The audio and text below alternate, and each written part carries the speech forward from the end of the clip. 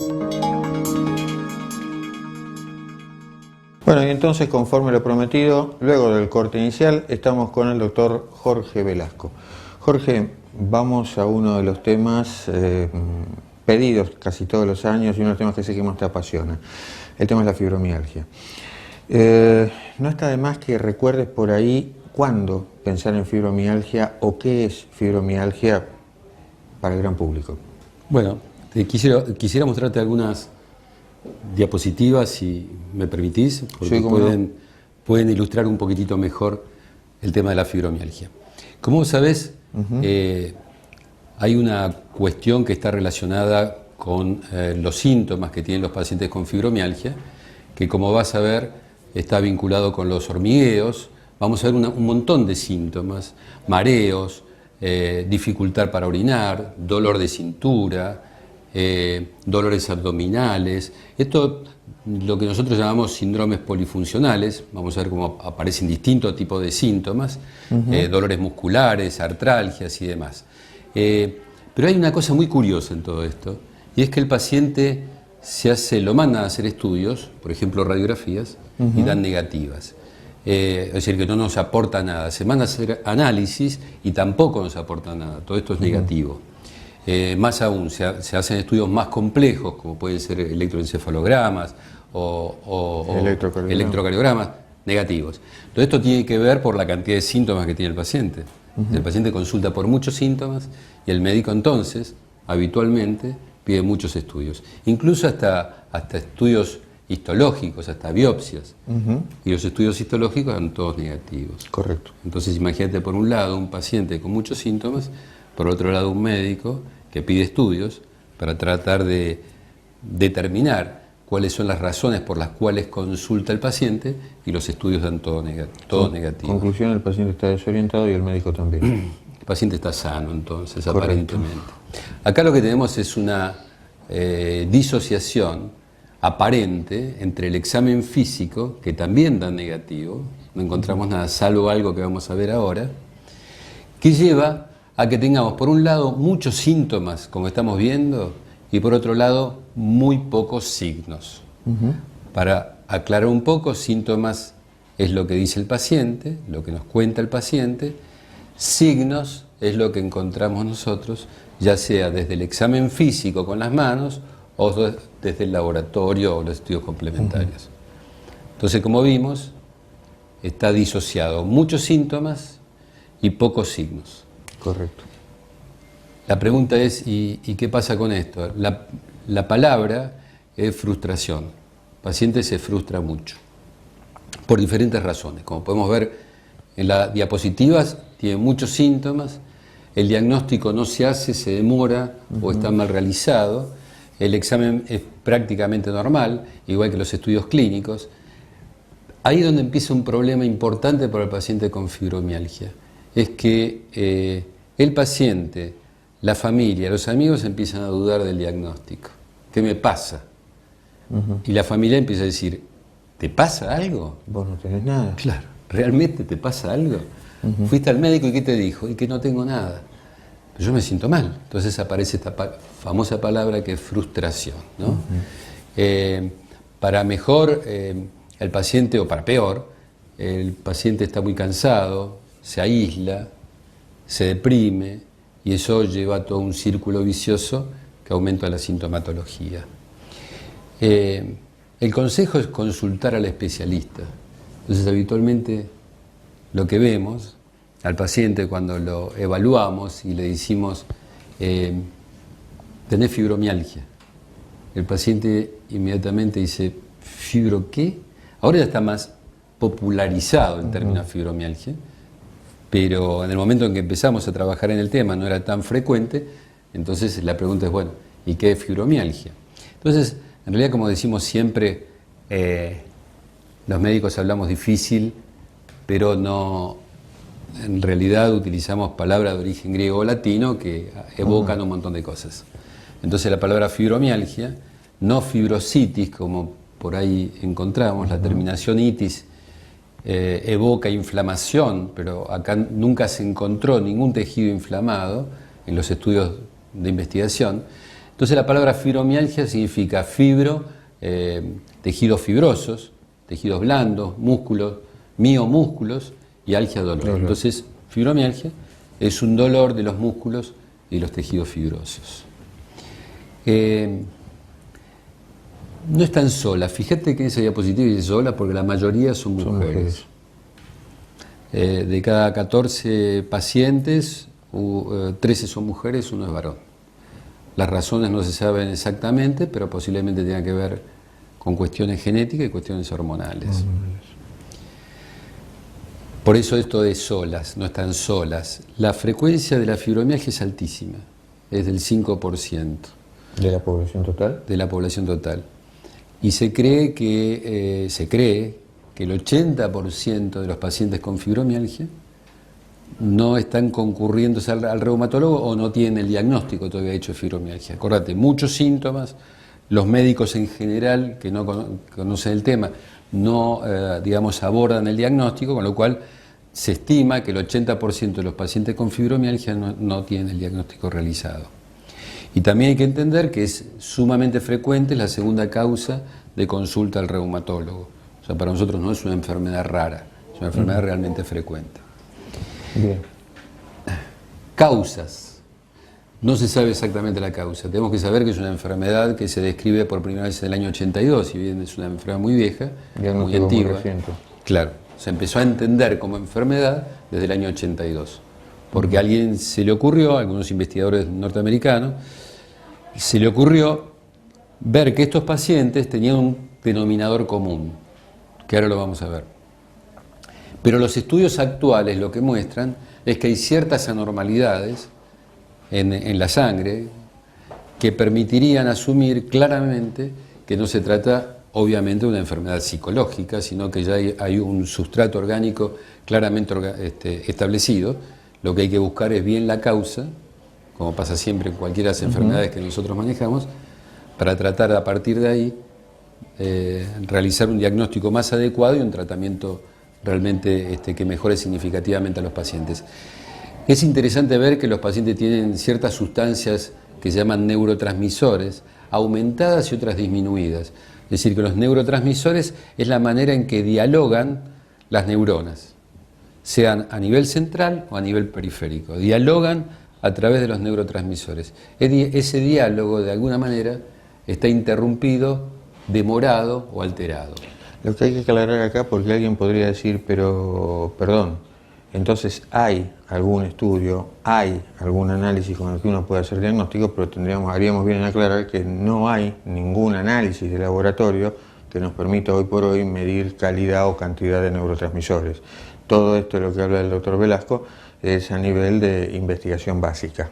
Sí, gracias por el aporte, porque la verdad que con frecuencia uno hace el diagnóstico, como veremos, que es muy sencillo, y al paciente o al familiar le cuesta entender que el diagnóstico se haga de manera tan sencilla y sin necesidad de apelar a análisis.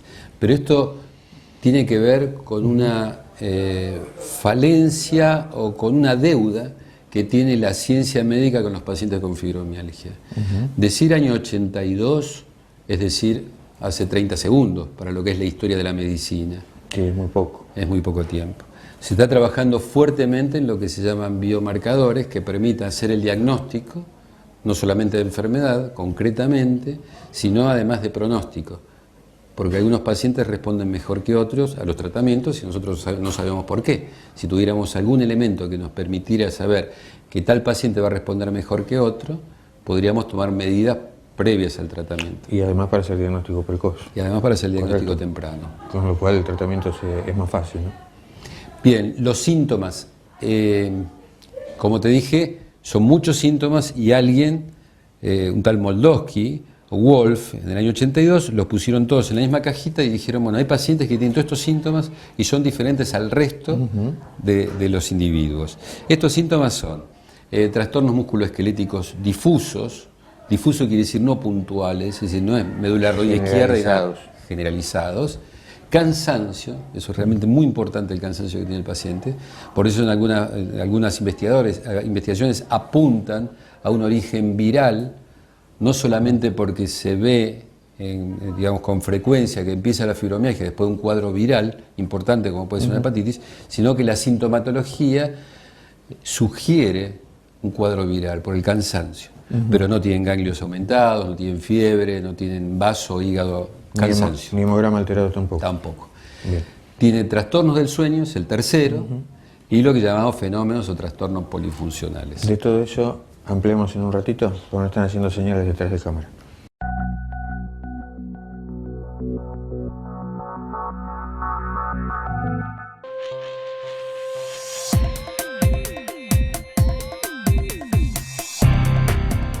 Bueno, volvemos del corte y habíamos quedado en explicar los síntomas de esta enfermedad que es la fibromialgia.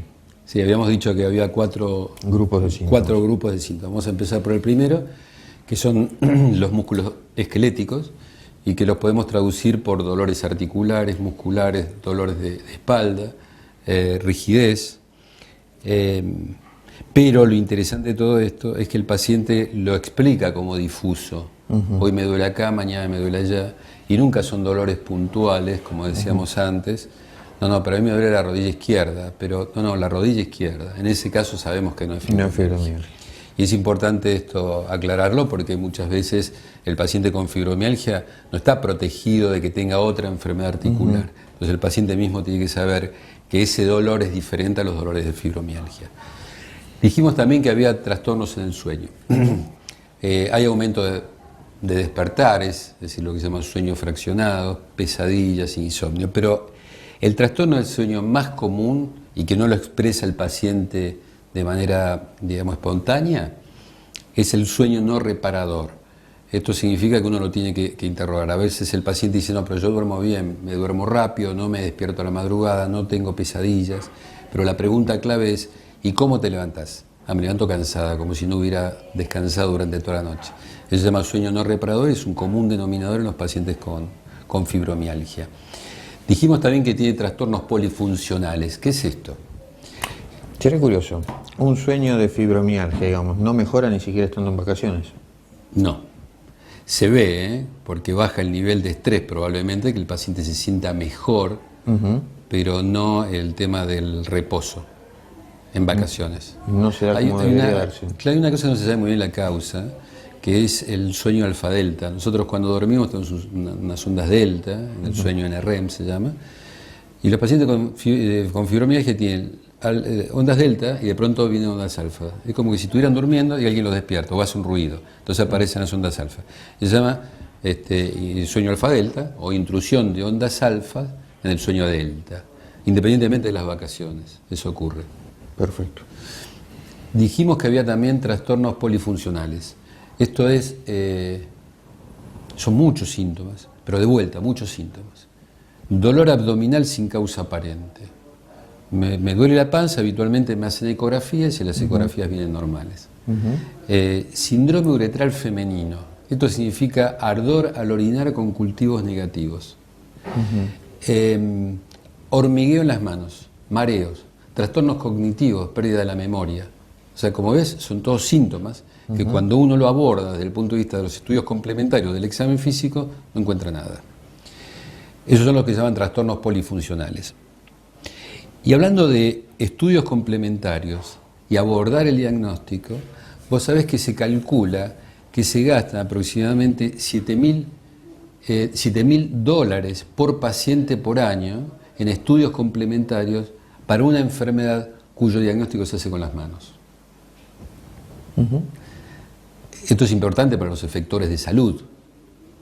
Un paciente, no el paciente, el médico induce a un gasto promedio de $7.000 anuales por paciente con fibromialgia cuando el diagnóstico se hace con las manos. Es común que nos llegue el paciente con todos los estudios, resonancia, tomografía, etcétera, por todos los síntomas que tenía. Y a pesar de eso, el diagnóstico no nos llega a través de eso. Por eso todos los gastos que decimos. ¿Y hoy cómo se hace el diagnóstico entonces? Es sencillo. En realidad yo te diría que no es sencillo, es primitivo. Porque, digamos, considerando que hoy se estudia, digamos, fuertemente en todo lo que es investigación molecular, biología molecular y demás, hacer el diagnóstico como lo hacemos suena primitivo, pero la manera en que se hace el diagnóstico hoy por hoy, en todas partes del mundo, que es dolor generalizado, difuso, durante por lo menos 3 meses y 11 de 18 puntos fibromiálgicos positivos. Y ahí viene lo que te explicaba del examen físico. Estos son los puntos fibromiálgicos o puntos dolorosos. Son 18, 9 de cada lado. Con que tenga 11 positivos al examen físico del médico es suficiente. Se trata de tocar y despertar dolor. Tal cual.